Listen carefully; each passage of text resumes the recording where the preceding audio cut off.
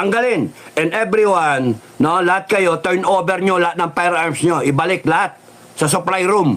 Ibalik lahat ng armas nyo. Disarmahan kayong lahat. Kasi wala kayong kakwenta-kwentang mga polis. Wala kayong kakwenta-kwentang to serve and protect, mga sinungaling. To serve and protect, kayo pang tinik sa ulo ng mga taong bayan.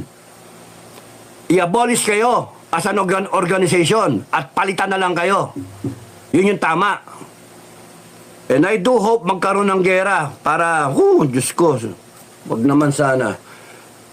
Magkaroon ng para umabante tayo because wala, paikot-ikot lang tayo, ganito lang tayo ng ganito nakakasuyan may kurakot kang mga politiko, may pulis kang mga abusado, ng toko anong klaseng bansa meron tayo?